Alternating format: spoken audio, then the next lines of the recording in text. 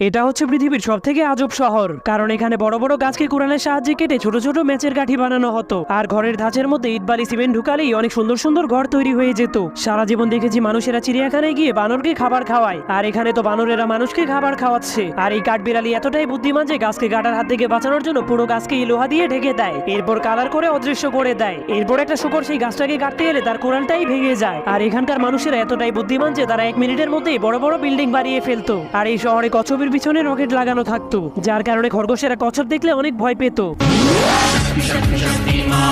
যার ফলে খরগোশ কখনোই কচ্ছপের সাথে রেসে জিততে পারতো না। আর এই শহরে পোকাদেরকে গাড়ির চাকা হিসেবে ব্যবহার করা হতো। আর এই শহরের মুরগিগুলো এতটাই পাওয়ারফুল যে একদিন এই 60 লক্ষ ডিম পেড়ে দিত। এমনকি মুরগির বাচ্চাগুলো বড় বড় ডিম পারতো। আর এটা কোনো সাধারণ তরমুজ না, কারণ এটা হচ্ছে হ্যান্ডব্যাগ তরমুজ। यही नहीं, अभी और सुनिए। এটা হচ্ছে পৃথিবীর সবথেকে আজব শহর, কারণ এখানে বড় বড়